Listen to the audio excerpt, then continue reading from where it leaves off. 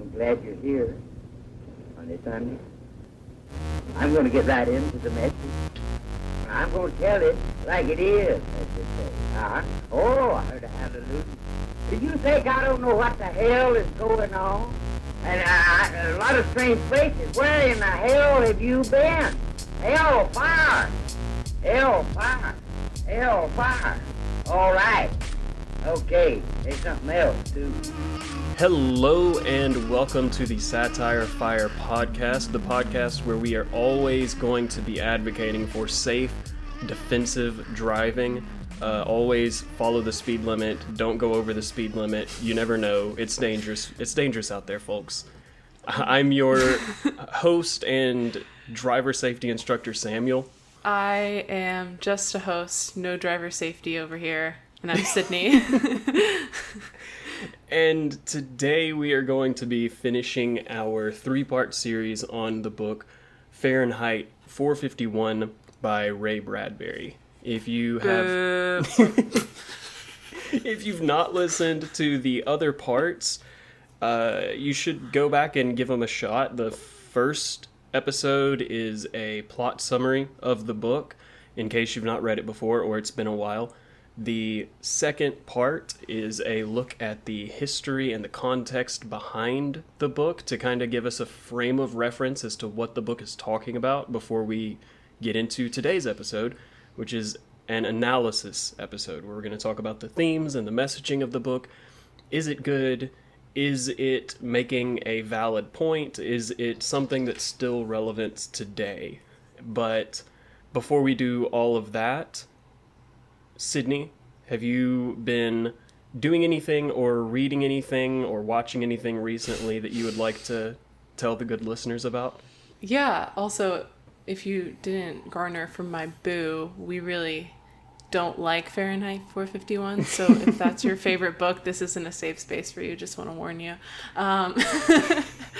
No, but yeah, last week I mentioned a book that I wanted to talk about this week, which I didn't read recently. I actually read in, I think, 2023, so it's been a couple years at this point, but in the year 2023, I started trying to read more queer and specifically like sapphic WLW fiction just because I hadn't read a ton. Hell yeah. Yeah, and I was on the lookout and I was at a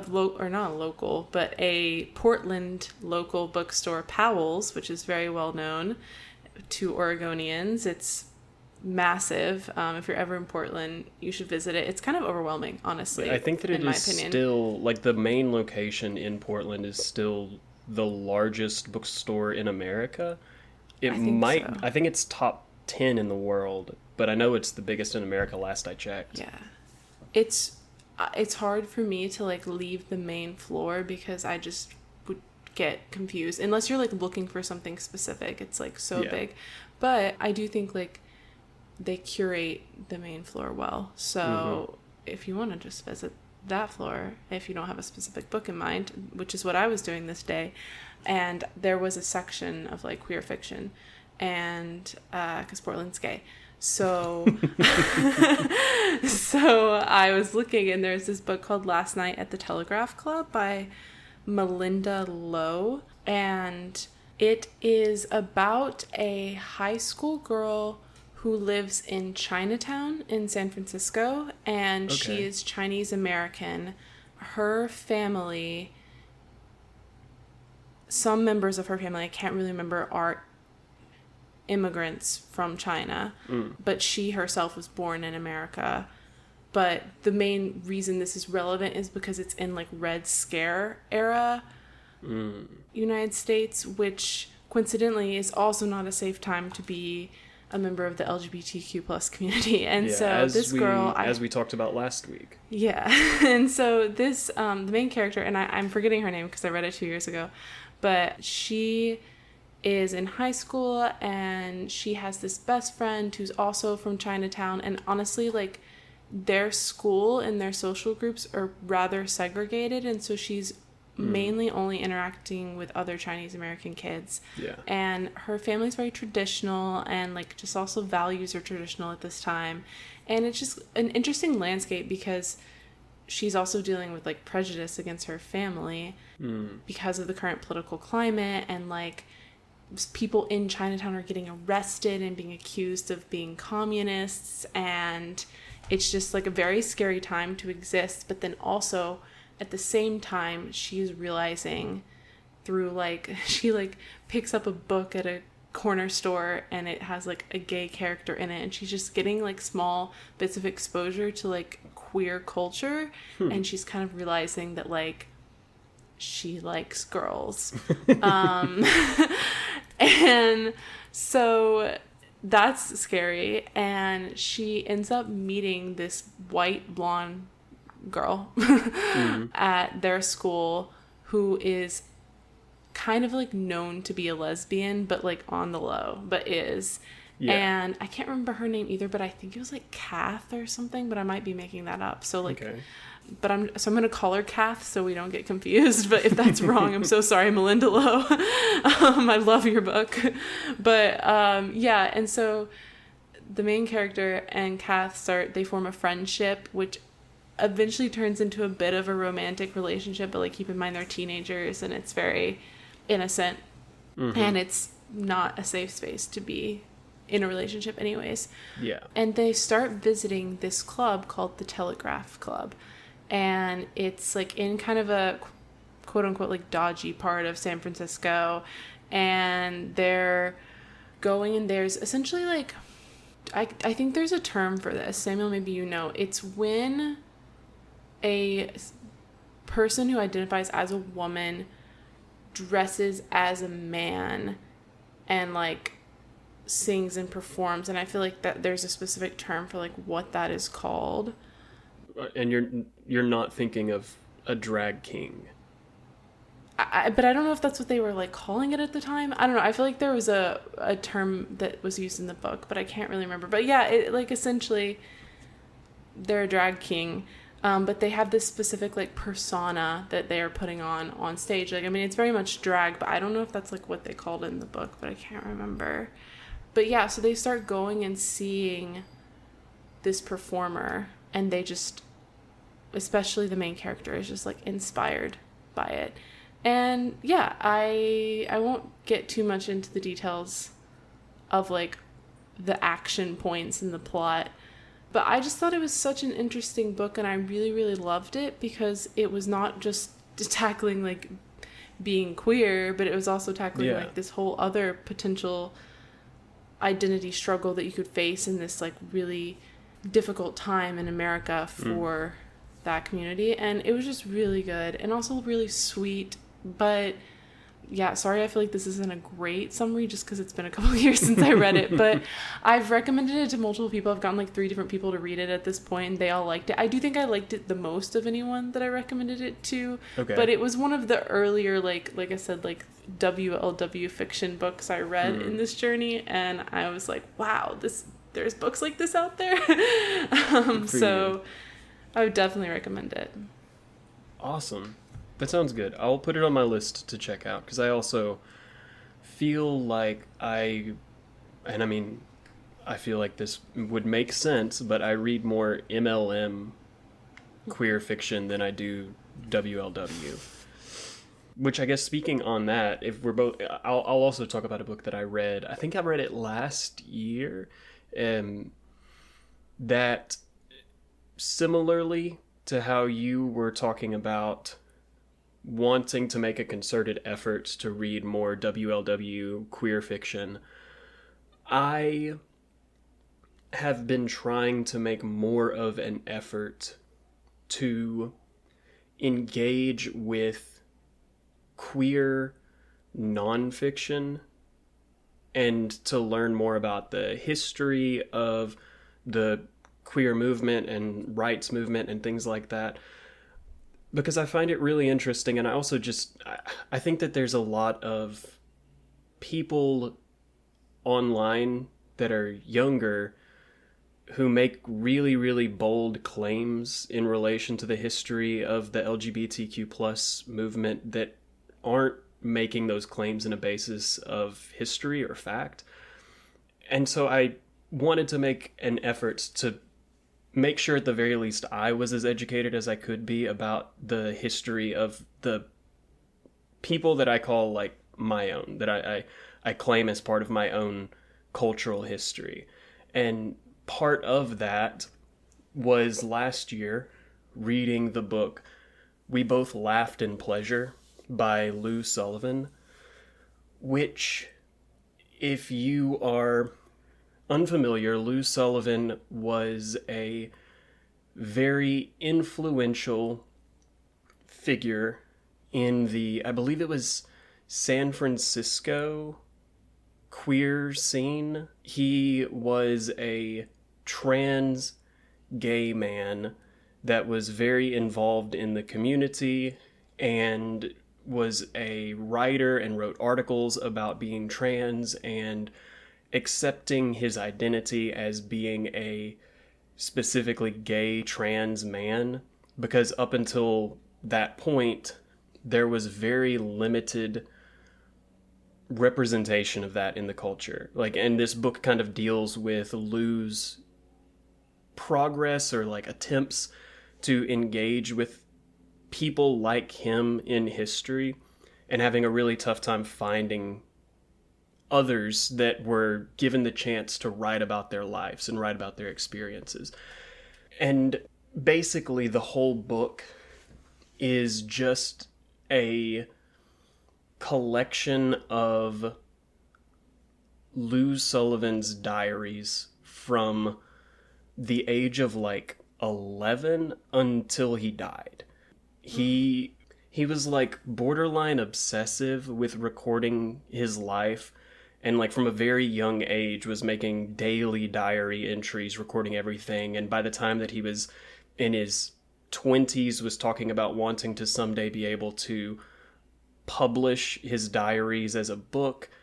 And unfortunately, he ended up at a really young age dying of AIDS before that was able to happen.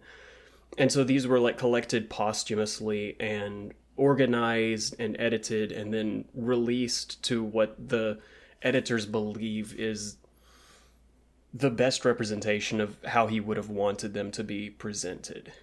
And it's a really interesting book, and it's a really interesting look at someone finding and understanding and accepting their identity over like a slow progression of time, which I related to, of not really having that many people who were in pop culture or were in the media or were in your life that identified in a way that you did. And so it feels like unnatural almost to identify the way that you do because you don't see anybody else who is that way. Like if you see other people in your life who are queer in a specific way and you're queer in a different way, then it doesn't feel like you're queer, it feels like you're something else almost. But anyways, regardless, it is really, really good. It's really moving. It at times feels almost a little voyeuristic because he does have a very open sexual life and describes that in detail in moments, and it can be a lot for some people. And then obviously also I guess not necessarily spoiler, but trigger warning, he does develop AIDS and die from it, and it talks about that process, and that was really tough to read. But I got a lot out of it, and I really enjoyed it, and so I would really recommend anybody that is interested in that part of LGBTQ plus history, or hearing somebody with that perspective talk about their experiences, I'd really recommend it. I thought it was great. I think it's cool that we both talked about queer fiction because this is coming out during Pride Month.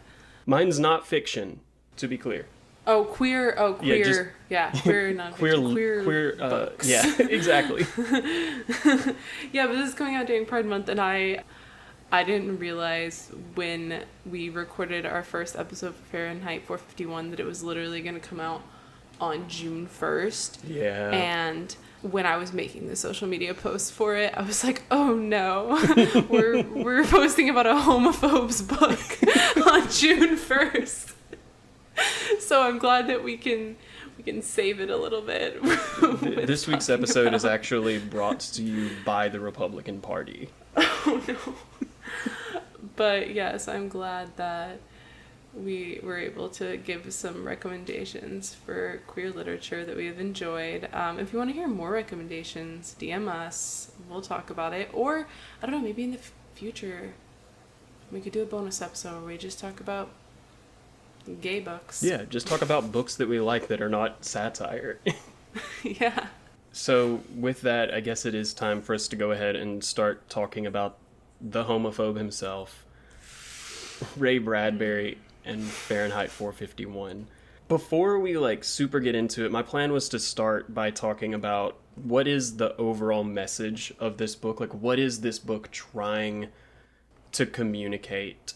The most essential, summarize it in one sentence. What is the message of this book? That's kind of what I was going to direct towards. But I wanted to see, was there anything that you wanted to talk about for the book that's an overarching idea that stuck out to you, or a takeaway that you had from it?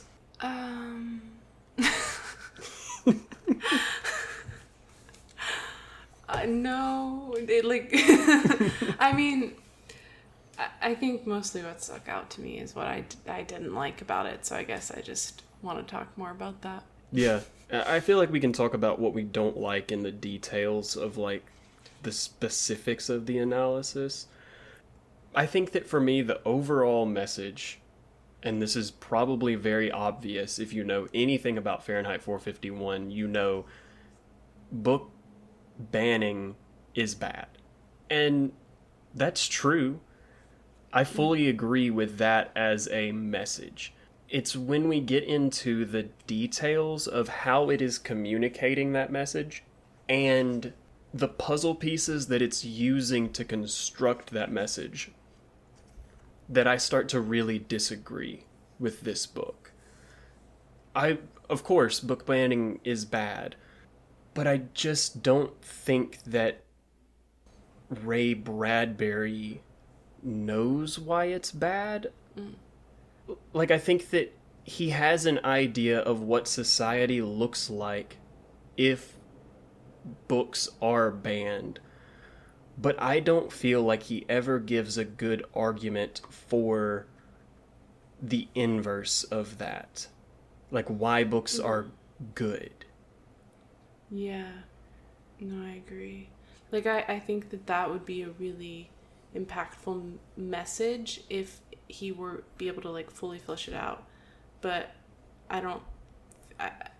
It's kind of shallow in that it just talks about book banning's bad, not having access to books, preferring or favoring quick consumable media, TV, videos, radio over books bad. It says all those things, but then it leaves it hanging in terms of but why do they mean so much to us? Why do books mean so much to us? Yeah. We pointed it out in the summary episode, or at least, I tried to call attention to it. The reasonings that it gives for why books are important are really shallow and come across as such, where it's almost as though if you're taking it at its best, the most favorable interpretation of the argument, it's saying that books hold up a mirror to society that reflects both the positive and the negative aspects of society.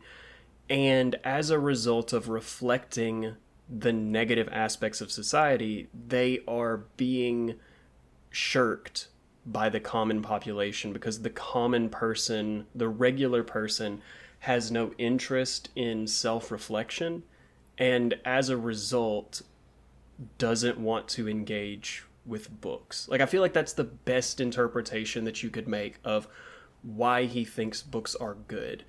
But I don't think that he ever says that as succinctly or even as coherently as that.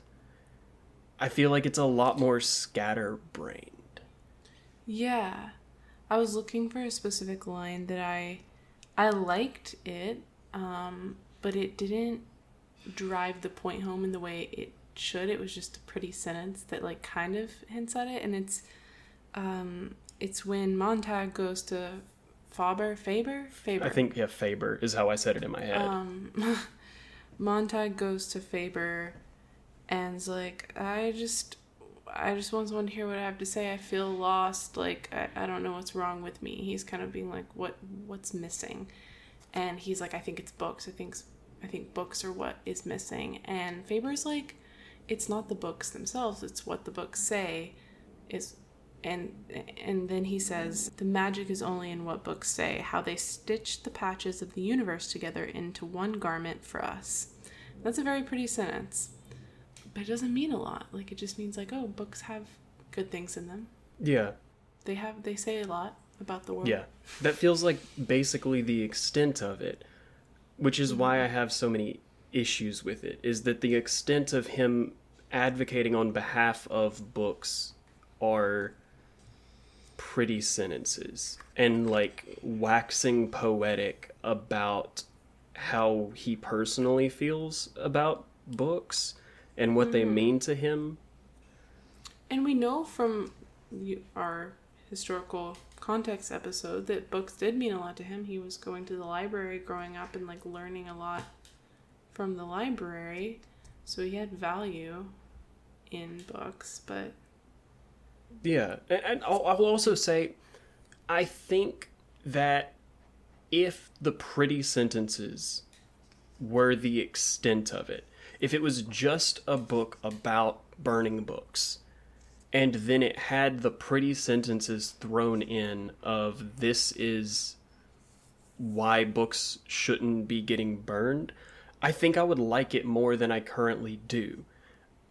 Because I think that by focusing as much as it does on how every other modern day medium is both inferior to books and is degrading public intelligence, like, I don't like that it's focusing so much on those aspects, because it feels disingenuous to say every book is good and should be preserved because all books woven together create a fabric of the universe for us to better understand ourselves. But every TV show sucks ass. And Faber says that like TV could include those things, but it doesn't. Yeah. I don't know. I don't really know what TV, or if there was much TV that Ray Bradbury was writing or watching at the time that he wrote this. I don't know, but I do know that after he published it, we talked about it, he went on a TV game show. So, like, clearly he's not that anti-reality TV. It doesn't get much more reality TV than a game show hosted by Groucho Marx. Yeah.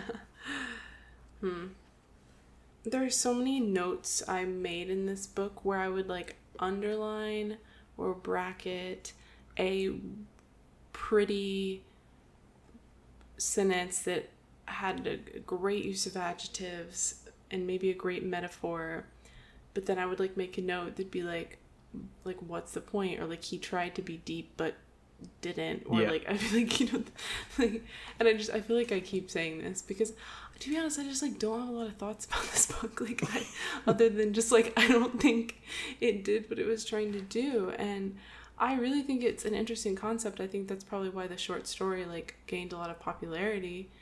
I'm glad someone came up with this concept. Yeah. Maybe someone else should have. I think the universe is super interesting. Yeah. And I think that not even necessarily concept, but it's a good thing to write books that are critical of political happenings that are concerning to you.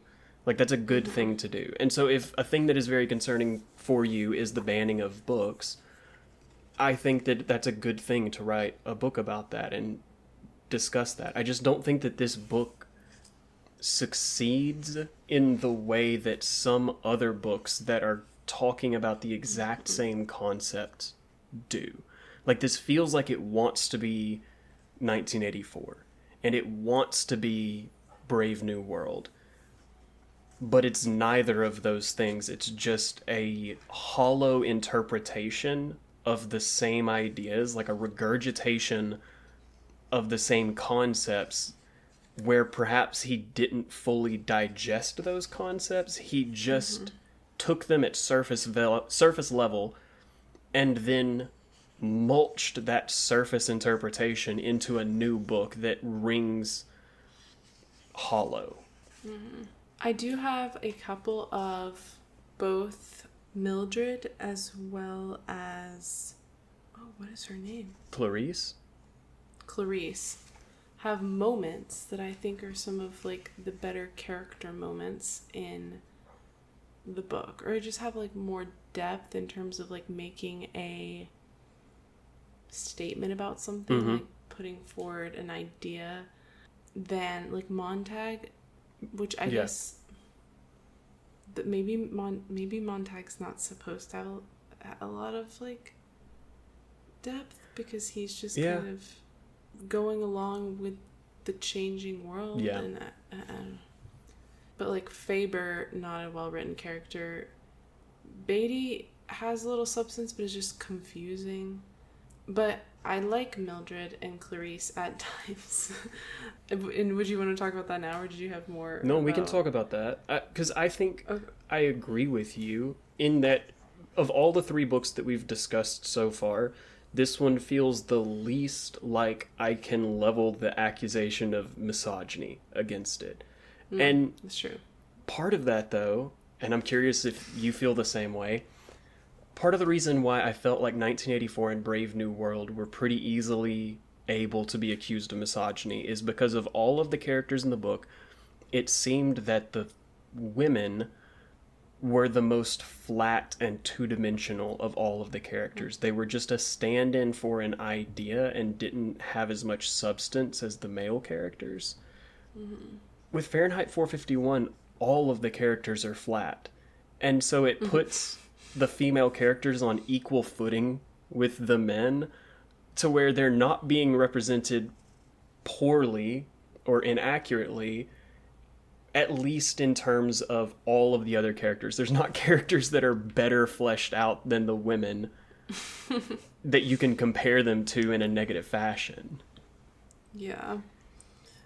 No, and like, I will make clear before I go into this that I don't think that Clarice or Mildred are well-written characters, but they have some moments that I enjoyed. Yeah. And so I guess starting with Mildred, I think potentially through her character, Bradbury is trying to show like late stage impact of this world that they're living in. Yeah. And so someone who has like fallen victim to this consumption of TV and radio and just is addicted to it. That's the only thing that matters to her. She's constantly watching her family, her programs on TV, and like when she's not, she has her little in-ear piece listening to the radio. She can't really be present in the real world, because when she is, she's kind of, I'm trying to use the right word, she's like a little hysteric, but like she just can't really handle it. But we see early on in the book, she overdoses on a medication. It's unclear if it was an attempted suicide or not, but it seems like it was. And so Montag like finds her, and then like we talked about in the summary episode, then they like pump her stomach. She's okay. But there's something it said that I underlined when they were, pumping her stomach and trying to like get this toxin out of her. And then they put like blood back into her body. I don't know. It's not very scientific. But Montag's thinking about it all, and he's like, If only they could have taken her mind along to the dry cleaners and emptied the pockets and steamed and cleansed it and reblocked it and brought it back in the morning. And I thought that that was a nice sentence to kind of describe, like, the inescapable depth of depression that, like, what can be done other than, like, taking my mind to the dry cleaner? Yeah. What can be done other than getting a lobotomy? Like, like, essentially, I thought that that was nice. I mean, it was very short-lived, this discussion of, like, the depression she's experiencing. Like, obviously, this world is making her feel hollow, whether she recognizes it or not. And it doesn't get into it very much more than that. No. But I thought that was nice because, well, I don't know. What did you think? And then I'll kind of compare it to... I agree with you. I think that the reason that this book feels as hollow as it does to me is because it's showing only one side of the coin. It's showing what the world would look like if books were banned and all popular media lacked substance. But it's not showing the other half of the coin of these are the things that are made better in our society as a result of wholesome and intellectual media. And so because it's kind of split those two in half, I do think that half of showing the negative aspects of this world is pretty well done at times. And I think that Mildred is like the beacon around which all of those ideas are rotating. Like her character of showing what the ultimate outcome of a diet consisting purely on superficial content results in. Yeah. But it's also just like when you're, and I don't know if Bradbury was trying to delve into the topic of depression, but I think it is like when you're talking about something that is that intense, it maybe deserves more than a page or two, but at least that page or two was there. Yeah. So I don't know. I mean, I did like it. And then with Clarice, that girl just loves whimsy. And that's what made me like her. She's embracing whimsy. I wish Clarice was a bigger part of the book. Yeah. I feel like she is one of the other focal points around which this book should have been based. Like, I think that if it was... I think that it would get into a really gross area if Ray Bradbury had been the one to create this.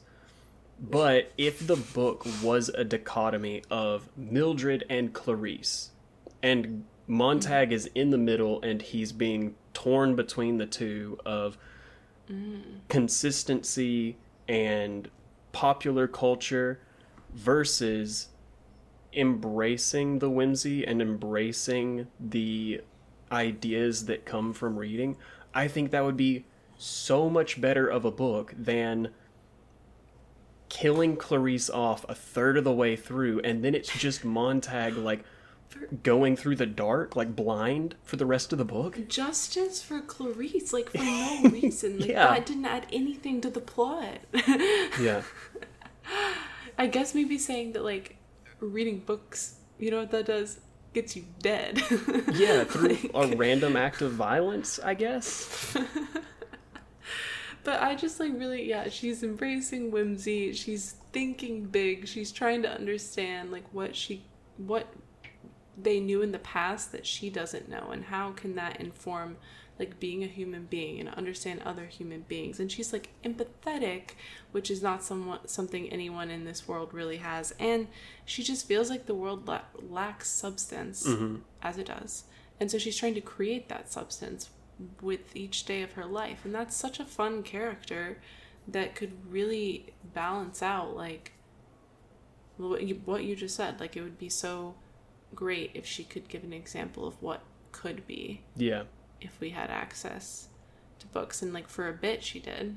Yeah. Then she got hit by a car. Allegedly. Allegedly. Yeah. So that, just two opportunities that he didn't fully grasp. Yeah. He held them in his hand for a second and then he threw them in the trash.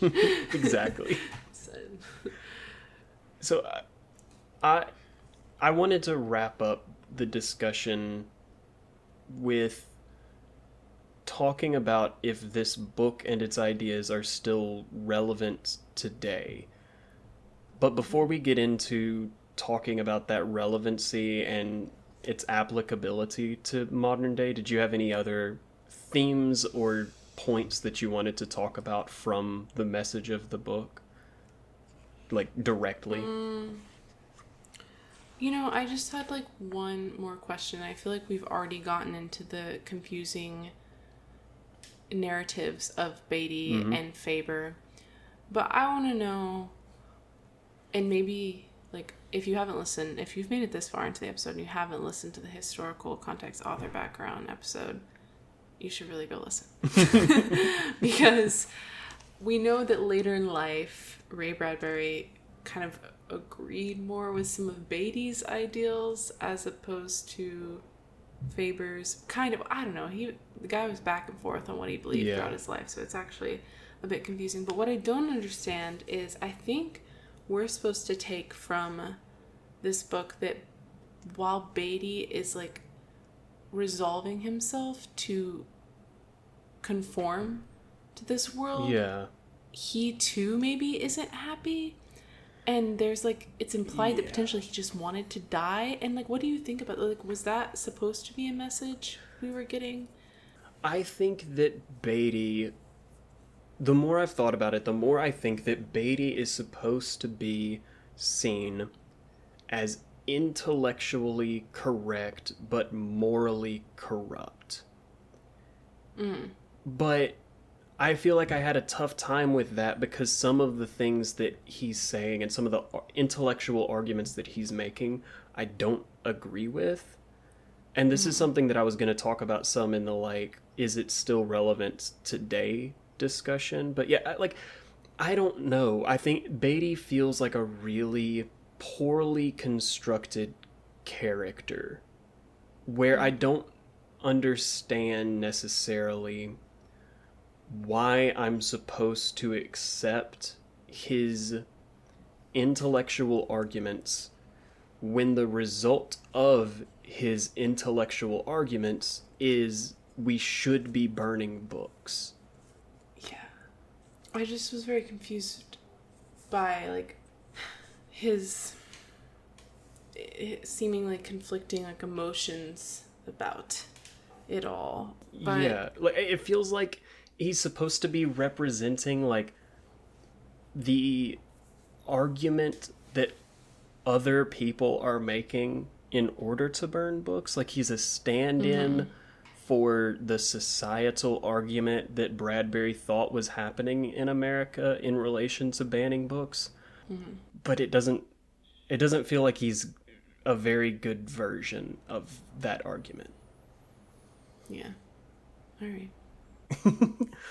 But, so I guess using Beatty as the jumping off point of whether or not this book is relevant today or not, one of the things that it talks about through the lens of Beatty is that a lot of the public sentiment related to the need to ban books is a result of different minorities feeling uncomfortable with certain books, certain ideas being spread through books, and therefore having them banned. And something that a lot of people point to in relation to that, or as an example of that, is the banning of Huckleberry Finn and To Kill a Mockingbird. And I want to specifically focus on Huckleberry Finn, where there was a movement, and it's still present today, and it's still happening today, of banning people teaching from Huckleberry Finn in schools, specifically because of its use of the N-word. And I'm curious what you feel about that, because it's something that I can understand that that's an example of what Ray Bradbury is maybe hinting at, like one of the things that he's pointing towards with the book. But I will say the most recent example that I can think of this was the state of Minnesota banning the teaching of Huckleberry Finn in schools, but they still fully allowed Huckleberry Finn to be accessed in the library. Their argument was just the messaging and themes that we could teach students from Huckleberry Finn could be taught from other books that don't force students to engage with a slur in classrooms. I've never read Huckleberry Finn, so Okay. I'll start with that. But I'll tell a brief story. As we've mentioned before, but if this is your first episode or you haven't heard us say this, we're both from the South and rural areas in the South. Not that that matters. This happens in places other than the South. I don't want to push that narrative. But a rural area, and we read Friday Night Lights in one of my English classes in middle school, which I don't know why we really read that, to be honest. I mean, I don't know, like, what value it brought. But, yeah, so we read Friday Night Lights, and that book does also use that same slur. And my teacher, who was white, and teaching to a classroom of all white but one students, said, when you're reading, we did some like out loud reading. When you're reading, you can say that if you'd like. Ooh. Because it is, like, did preface with like, it's not an acceptable term to use towards someone or something like that. But like, it can explain the like historical context of like what, anyways, I don't even know what the reason was. It doesn't matter because that was an insane thing to say and allow in a classroom. I obviously... Well, not obviously, maybe you guys don't know me, but I obviously did not do that. I don't think I was ever reading at a time when I had the option to, but like I didn't and wouldn't have. But some people did. And I guess the danger is that what if you... Because I think a book like Huckleberry Finn, like I said, I don't really know. I know kind of the messaging of Huckleberry Finn, but like generally speaking, I think it's probably a great book to like read and think about the themes and like what it's trying to say. I don't know if you know more about this book. I think that people who would advocate for it would say that it is a example of a white kid who was brought up in a society in which slavery is normalized, is able to learn that the people who are being subjected to slavery are human beings with fully fledged thoughts and ideas and hopes, and as a result, slavery is not a good thing. But I think that also the people who would advocate against it would say that the representation of an enslaved person as portrayed by the character Jim is stereotypical and is not favorable and is not accurate to exactly what those people in that time, in that place, like these characters would not have been in this exact situation. Well, I guess I was going to say the danger of allowing something like that to be a part of curriculum is that you do have a teacher, like I had, who does not take the opportunity to have a thoughtful conversation about not just that word and like how harmful it is, but also about what you were just saying, like about the portrayal of this character. You know, like I think you can take examples like this. Well, I'll give an example that's totally different. I love Harry Potter. I do not love J.K. Rowling nor support like anything that comes out of her mouth these days. I would like to read Harry Potter with my children someday.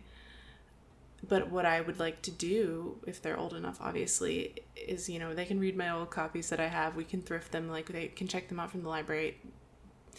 And I would like to have a conversation about the author with my kids. Like, I think you can take things like that are, like, problematic and not accurate or good portrayals and, like, have a thoughtful conversation about it. But, like, you run the risk of, like, not every teacher's gonna do that, and not every school district is gonna think to do that. Yeah. And so I don't know. I err on the side of, like, not just fully banning books, like, but I don't know.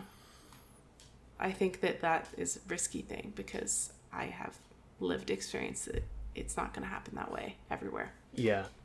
I think there's a lot to be said about the context, or there's a lot to be said about the concept of the tolerance paradox, where in order for a society to be tolerant, it has to be intolerant of intolerance.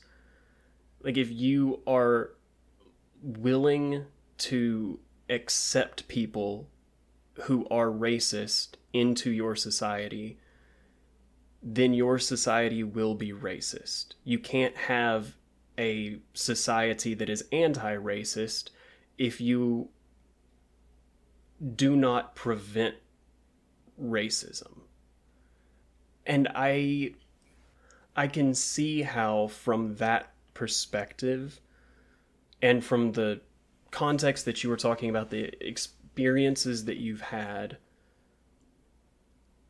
you would want to ban certain books from being used in certain ways, either because they directly spread misinformation or hateful thoughts or hateful speech, whatever it may be, or just because if they're not handled in an appropriate manner, they can create a hostile environment for certain individuals.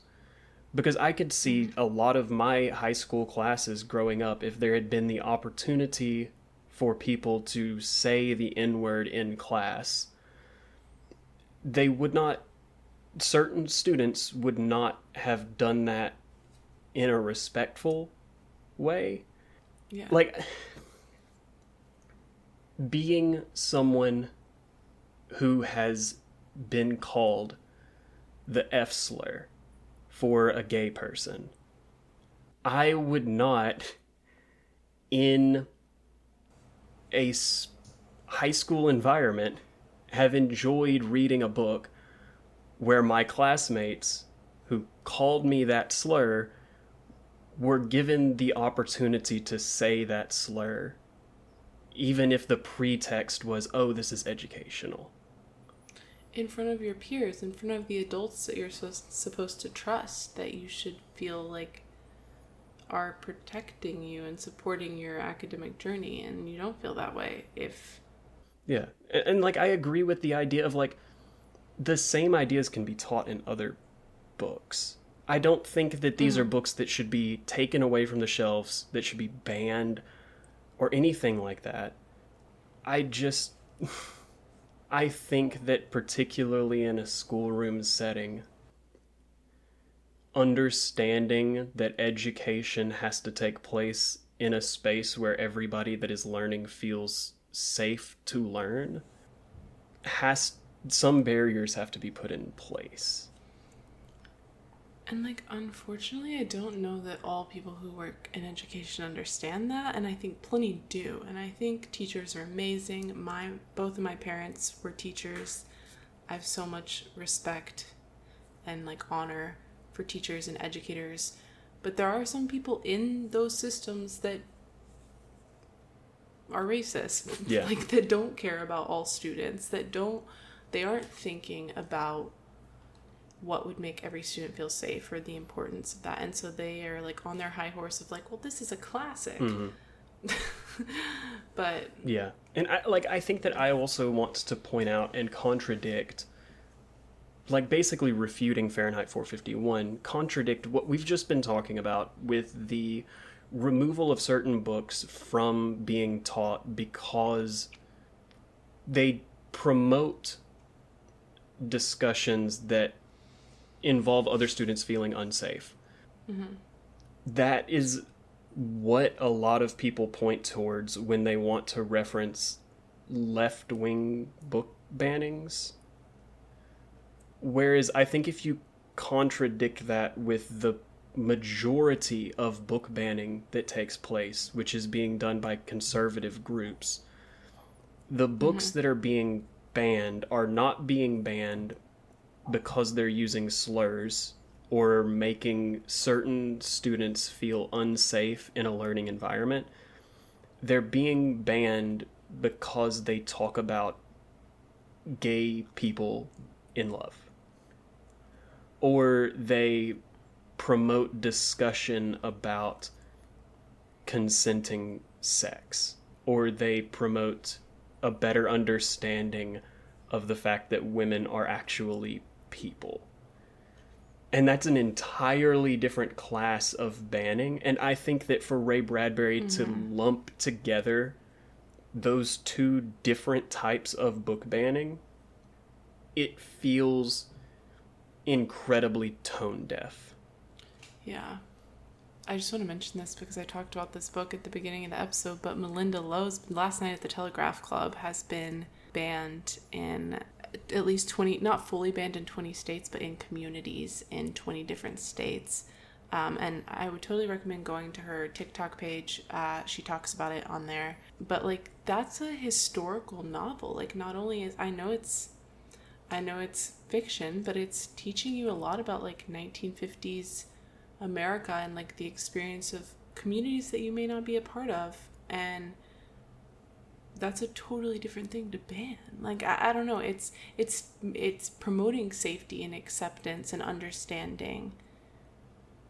It's promoting learning about experiences of others. It's promoting community, and it's teaching you things while you do that. Like, I think that'd be an excellent book to read in a classroom setting, and it doesn't use slurs in doing all those things. Like, so, yeah, there's an example of, like, how that just doesn't hold up.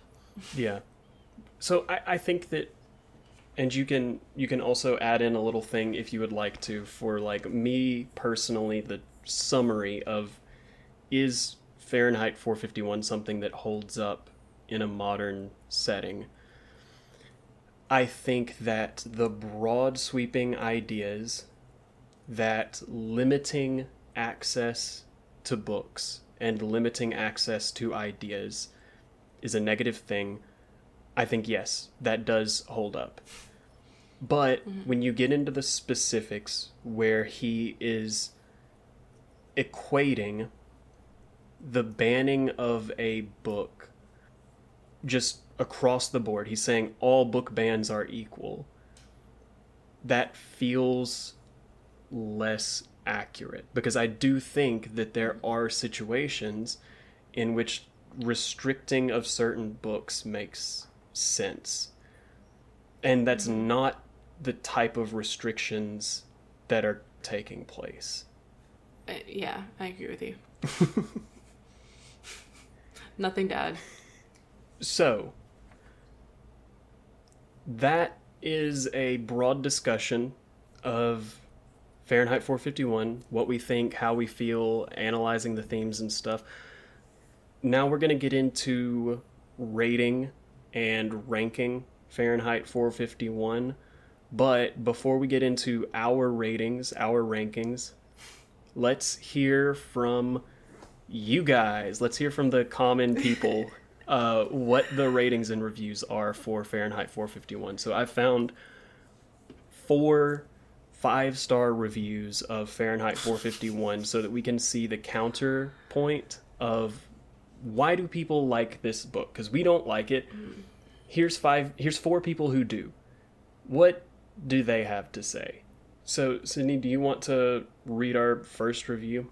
Yeah. Do I read the blue part? Or ignore the blue part.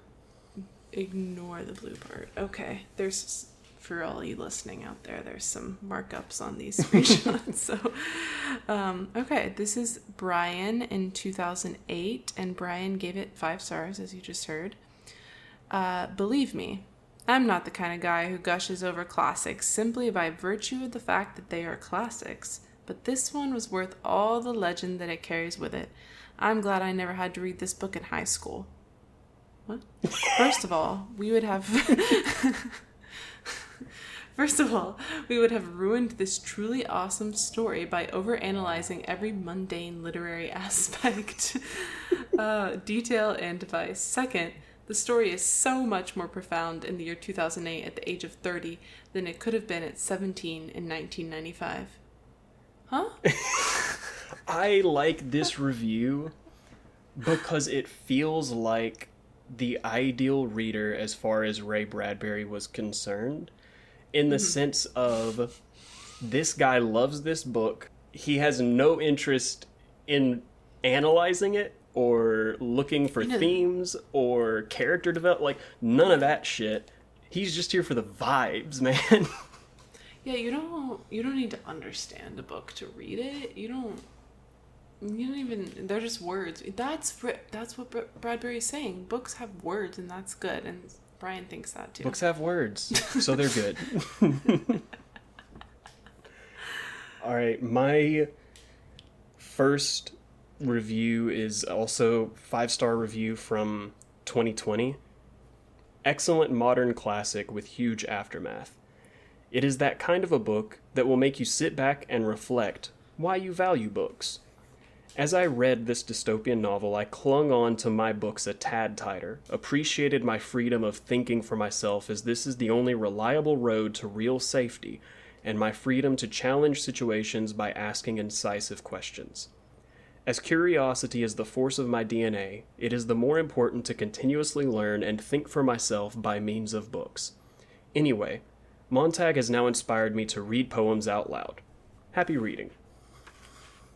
As curiosity is the force of my DNA. Powerful words. Yeah. I mean, I'm glad that some people took good messages out of this book. If you read this book and that inspired you to write and read poetry at a local open mic night, that rocks, and I'm really happy for you. Yeah, that's cool. I mean, like I said, I think Ray Bradbury would make a good poet, so... Yeah. If you use this as a reference point of how to construct a pretty poetic sentence, then I think that it's a really good book for that. Yeah. Okay. So this one is by #AskMissPatience. So, it reads, as a child growing up illiterate, or a daughter who found out following her father's death he never read books he bought, he just liked the way they looked in his office and found aspects of myself in the story. Whoa, wait, sorry. Yeah, so the first sentence I think is poorly worded. This Ask Miss Patience allegedly grew up illiterate and had a father who didn't read books, just had them sitting in his office. So as a result, they were able to see aspects of themselves in this book. Yeah. Okay. I'm a new fan and excited to read more by Mr. Bradbury. Berry. Mr. Bradbury. I wish I could give a more direct review of the story. For me, this particular book is unique in that I didn't feel there was any way to review without giving away essential features that would spoil the incredible twists and turns throughout almost the entire book. You will like this book if you're on Goodreads. It'll surprise the heck out of ya. This book is super unique to me and made me a lifelong new fan of the author. So I had a couple of things that I wanted to talk about with that one, but not the least of which was, did this book ever surprise you once? Yes, when Clarice died randomly. Yeah, okay, fair enough. That was it, but it did.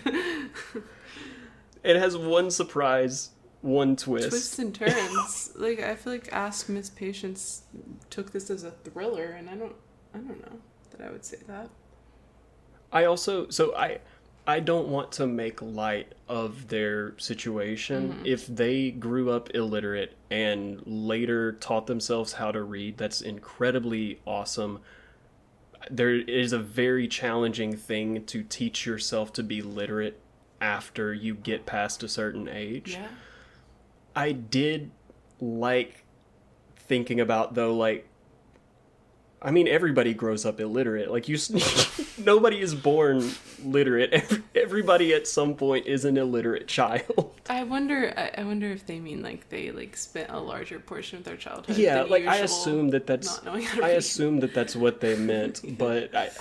Yeah, I thought that was funny. Growing up illiterate, I think that wasn't well worded. I get the meaning, but I don't think that was. Yeah. I think maybe. I think you will like this if you like this book. If you're on Goodreads, I think potentially maybe this person, because they can read and like taught themselves how at some point, or like had a journey to reading, just like appreciates reading books, and maybe that's why they liked this book, because it is just a book. Yeah. So Fair enough. So last review. This one's a little bit longer, but it's worth it in my opinion. I wanted. The person is starting the review by reflecting on the first time that they read this book. I want to make that clear because the opening line leads you in a very different direction as to what this review is about to be. I am in 6th grade.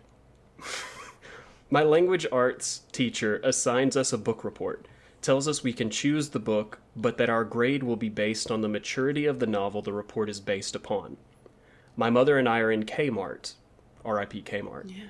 I've mentioned to her about this book report to be done, and so before we leave with a basket filled with clothes I know I will be embarrassed to wear, we stop by the rack of books.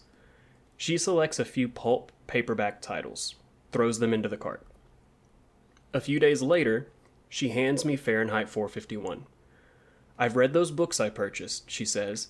I think this is the best of the bunch. You should like it. I am skeptical.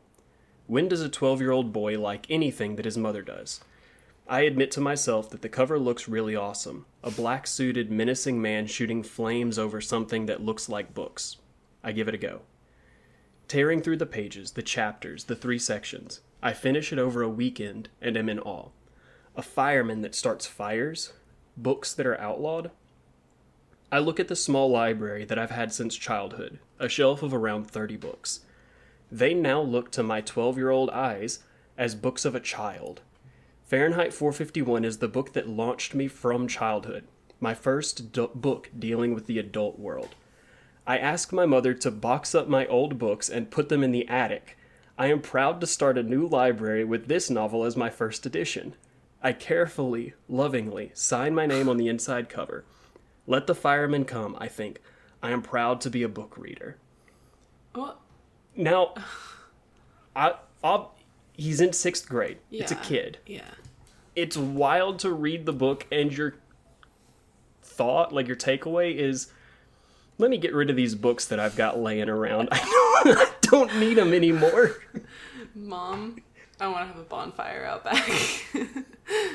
These books actually, kitty shit. I'm ready for the hard stuff.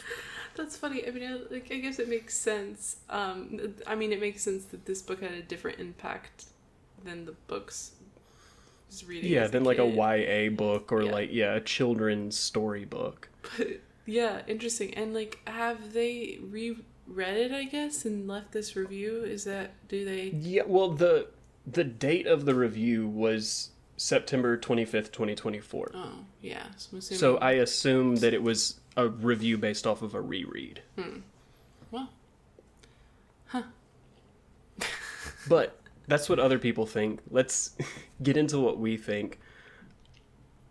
Sydney, how many stars are you giving this book? 2. 2. Okay.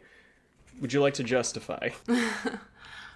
I don't think it's a 1-star book. Okay. Because there were times I didn't hate reading it. There were moments. It had moments. No, I like I said, I think the like prose alone was good, and there are a couple character like it's just not there. I wouldn't recommend it, but I don't think it's like the worst book I've ever read. It's like it's pretty low on the list. But yeah, I just didn't think it was a 1-star book, and I think maybe I just felt a little like morally wrong for giving like a classic book 1 star. Maybe that's my problem, but I was like, so I gave it 2 stars. I don't have the same qualms. It's a 1-star book for me. I think this is a piece of shit. I think that it's got messaging that does not make sense. It has the only thing that I'm pointing to as a redeeming element of the book is that it is superficially well written and enjoyable to read. Mm-hmm. But if the book's messaging is that content shouldn't just be superficial, and the only thing that I can enjoy about the book is superficial, it feels self-defeating. Yeah. But beyond star reviews, let's also talk about bookmarks of satire for this one. Is this book funny? Does it use humor? No. Just hard no. No humor found. Irony. Is it ironic? Not really.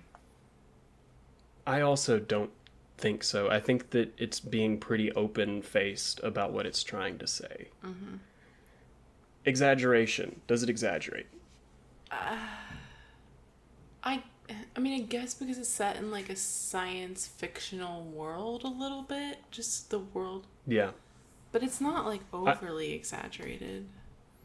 I would agree that like the situation is exaggerated. The fact that book banning has become worldwide book burning, like society scale book burning, like we had some of that, but not to the extent that the book is describing. So I think that it's exaggerating some, and it's definitely exaggerating the aspect of public sentiment resulting in book banning. Like that was not happening. Most of the book banning was taking place from the top down, I think. Ridicule. For me, this is a hard yes. It's making fun of everybody that enjoys TV and radio and modern art. Yeah. I think, when Clarice calls abstract art bad. But the other side of ridicule, and the last one, critique. I think it made an attempt at critique. Are we willing to give it a point for attempting a critique? We give it a half point, maybe? I don't know. Okay. What do you think? I mean, if you disagree, that's okay. I think a half point is fair. Okay. If it attempted to criticize something and it fell flat, it gets a participation trophy in critique. So, out of the 5, we are giving it 2.5. Yeah. It exaggerates, it ridicules, and it tries to critique. Mm-hmm. Yeah. So, low on the satire scale. Well, half.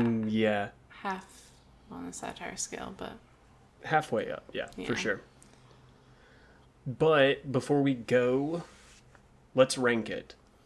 Oh, yeah. Compared to the other books that we've read. So I don't think that we've introduced this as a concept on the show yet. Mm-hmm. So what we've decided to do is every time we read a satirical book, we are putting it onto a master spreadsheet where we are ranking every single satirical book so that we can find out what is the best satirical book ever written, and also what's the worst satirical book ever written. It's probably fair. So I think that if you've listened to the other 2 episodes, it would come as no surprise that so far I believe the ranking is the best book that we've read is 1984. Mm-hmm. The worst book that we've read is Brave New World. We've only read 2 books though. So where are you going to argue that Fahrenheit 451 be placed on the list? 3. I feel like that's obvious. Yeah. It's 100%. No argument here. Yeah. You heard it here first, folks. Fahrenheit 451 is the third best satirical book ever written. Whoa. That we know of so far. I don't want to be tied with that statement. People are going to take it out of context. But that is going to do it for us for this episode and for Fahrenheit 451.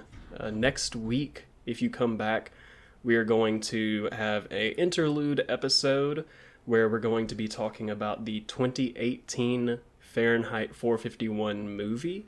Mm-hmm. So be sure to come back and join us for that discussion. We're going to have a good time talking about it. And then the week after that is going to be a new series that is hosted by Sydney. Would you like to tell people what we're reading, Sid? Yeah. If you've been wondering this whole time, like, okay, this is a podcast about satire and I haven't heard any Kurt Vonnegut yet, have no fear. Kurt Vonnegut is here. We're going to be reading Slapstick by Kurt Vonnegut, which is, I would say, like, it's not lesser known, but it's a little bit different stylistically in comparison. It's certainly one of his less popular books. Mm-hmm. It's just a bit of a different style than some of his other books. I mean, it's satire, but yeah. So Slapstick is the first Kurt Vonnegut I ever read, so that's why I chose it, and we'll be talking about it. Awesome. But if you want to hang out and talk with us between now and then, Sid, where can people find us on the interwebs? The interwebs, we can be found at Instagram, on Instagram, at the Satire Fire Pod, P-O-D, and we can be found on TikTok and Blue Sky and YouTube as well at the Satire Fire. We love it when you engage, when you comment, when you like, when you send us DMs, when you make hate comments. Haters drive engagement. No, I'm just kidding. We would love to hear from you there, and you can give us your thoughts on the books that we're talking about, or other books, or suggest books, or tell us that we're the hottest podcast hosts you've ever seen. Whatever you want to do. Yeah. Thank you so much for listening. Our intro and outro is a remix of the song 48 by Cullah. Please be sure to like, follow, subscribe, rate us 5 stars wherever you are listening, and don't forget to support your local library. This has been the Satire Fire. I am Samuel. I'm Sydney. And we'll see you next week. Bye. Bye. I just about come to the end of the road. Here, I've just about lost patience with you people. You get your ass out into the mountains or someplace, or hide in there and watch that damn tube. But if not, fuck it. I'm done. In fact, my sermon